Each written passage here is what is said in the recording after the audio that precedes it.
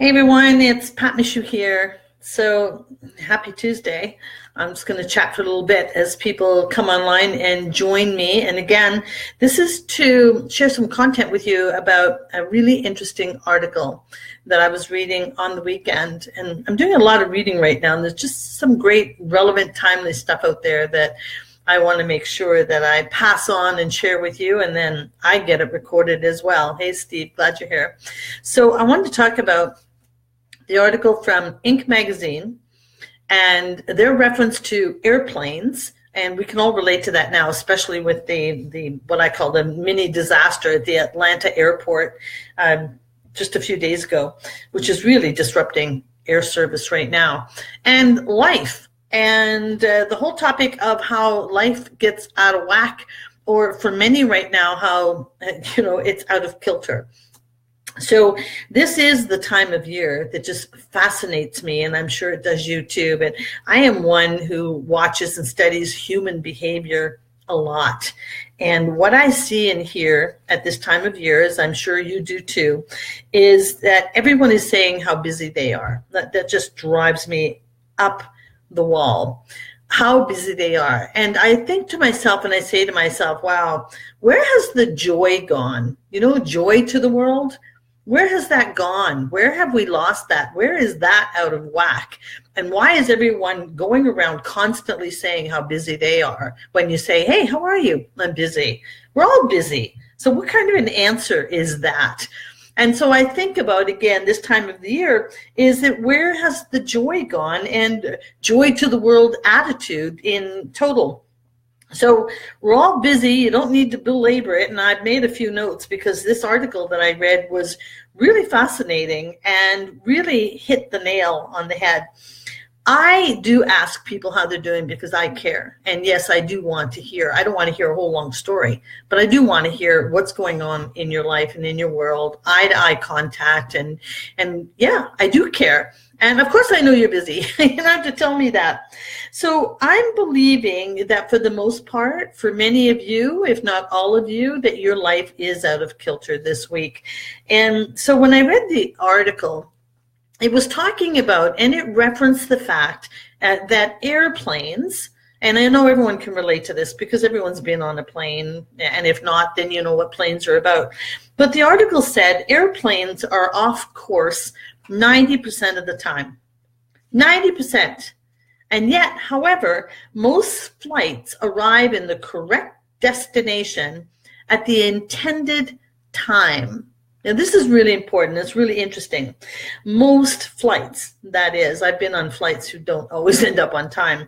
But the reason is this, that during the flight time, the pilots are always getting feedback around how to take corrective action because they're off course 90% of the time. So they're getting the feedback on how to course correct so that, in fact, they do get to the destination at the intended time.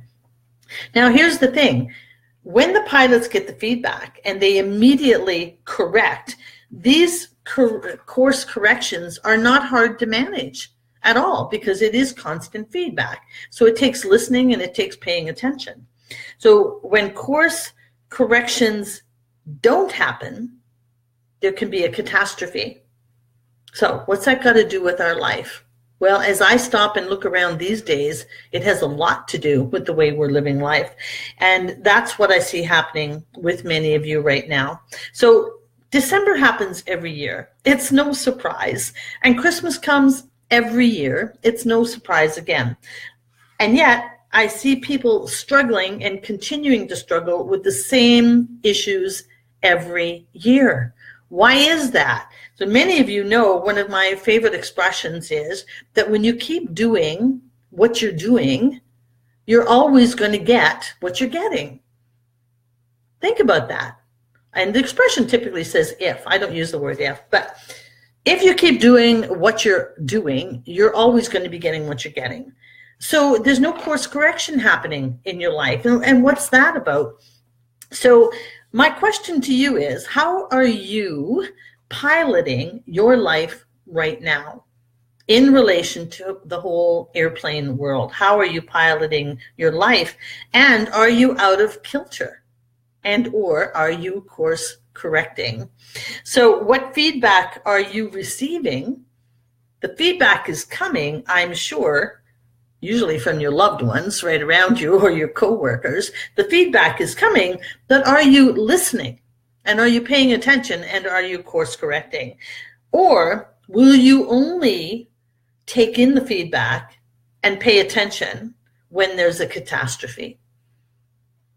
It's really up to you, because the feedback is coming, no doubt. I posted something earlier this week on my wall that said, how much fun are you to live with anyway these days? That's one of the reasons I give thanks for living alone sometimes, because when I see how cranky people are, I was in a few lineups today at the bank and at the post office, and there were some really cranky people there, and thank goodness I always keep a stash of chocolate in my pocket, and I hand it out with a smile. There's no reason to be cranky right now. There's no reason. And so the question to you is, are you taking in the feedback, or are you waiting for a catastrophe?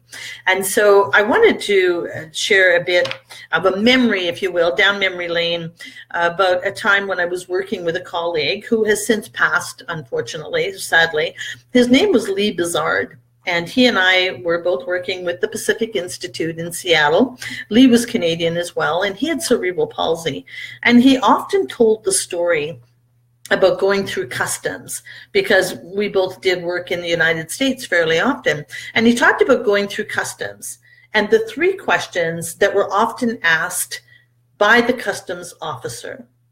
Who are you? Where are you going? And what do you have to declare? Who are you? Where are you going? And what do you have to declare? Lee and I talked about this frequently, actually, and I believe that when you make the time to stop and think about these questions, then you can avoid turbulence in your life. You can, in fact, course correct in your life, and you can do it starting today. Today is the day. It's all we've got. So I've got a few tips for you, 3, because I was talking in terms of 3. And the first one is to get that feedback and to ensure that you get to your destination in the intended time. And whether that's on a daily basis, weekly, monthly, it doesn't matter. But the first tip is to get organized. Get your stuff together. And what I see happening with a lot of people is that rather than having a list for things to helpful tips for getting organized, rather there is a list of things, written or mental, of things that you're tolerating. And so my suggestion to you is take a look at some of the things around you that you're tolerating right now and deal with them. Pick only 1 or 2. It might be a messy desk. It might be a messy hallway. It might be an overdue bank account, not overdue, a bank account in overdraft. Take a look at what you're tolerating right now, because that's weighing heavy on your mind. Look at it, deal with it, fix it up, course correct, and get organized and move onward with that. The second one is to take charge of your health. Take a look at what you are doing on a daily basis. This can be the time of year for many people where they put their health resolutions to the side. And again, I'm hearing people saying, I'm not sleeping, I feel sluggish, I have sugar headaches, I'm dehydrated. Listen, hydration is key. If you do nothing else from this Facebook Live, be sure to hydrate and focus on hydration. So take charge of your health, or you will crash. It won't just be turbulent, but you're going to crash. And that's no fun for anybody. So I want you to pick one thing over the next few weeks that you're going to focus on to take charge of your health. It might be sleep, ensuring you get a minimum amount of sleep. And that would be 6 to 7 hours a night. It may be the hydration. It may be your nutritional planning. For me, at a minimum, I start out with a protein shake every morning and make sure I've got solid nutrition in my system and I hydrate. And then, of course, I'm going to make some holiday choices during the day, but I will offset that because I do not want to crash and burn after Christmas or after New Year's or to start my new year. So be thinking about that. Number 1, get organized. Number 2, take charge of your health. And number 3, here's a big one for many of you, and that is to ask for help. Yes, it's a hectic time of year. And I know many of you, I know some single moms, they're juggling so much right now. Learn to ask for help. And whether that is help getting the groceries, help getting the laundry done, it doesn't matter. Help at work, ask your team. Learn to ask for help. You've got to get over yourself, get past your ego and your control freak nature that you're the only one who can do certain things in a certain way, in a timely way. So learn to ask for help, because seriously, that's the number one tip that is going to turn that question around when I say to you, and you need to ask yourself, how much fun am I to live with these days? This needs to be a ho, ho, ho time of year, joy to the world. And if it's to be, it's up to me. The joy starts with me. And so ask yourself the question. So my tip to you is to be thinking about that question a lot each and every day as we go forward right now at this time of year. So, I also know that many of you are following some Facebook posts or getting emails, and a lot of them are about getting your business in order for 2018. It's about getting your goals set, writing your goals, creating your plan for 2018. And hey, if you know me at all, and I see some of you here on the line, you do know me, and I'm all about planning. However, it's a yes and. The business planning is critical. Most entrepreneurs fail because they don't have a plan. But my suggestion to you today at this point in time is to get your house in order first. You see, all meaningful and lasting change starts with you, and it starts with the way you think. And so I say to you, get your own house in order, get organized, take charge of your health, ask for help, get yourself together first, and then focus on your business. Because bottom line is this is my tip. This is the way it works. Let me get that focused for you. Business gets better. There we go. Business gets better when you get better. It's the title of my new book. Business gets better when you get better. Your husband gets better when you get better. Your kids get better when you get better. It starts with you. So get your own house in order first. The business planning can come later. And my clients know I talk about setting goals, and it starts with personal goals first, then professional, then organizational and operational. So if you want to learn how I do it and how I get everything together and intact and look at joy to the world at this time of year, just message me. I'll be happy to set up a phone conversation with you, walk you through my processes, and stay tuned because we too will be hosting an event in January. But right now I want to focus on you.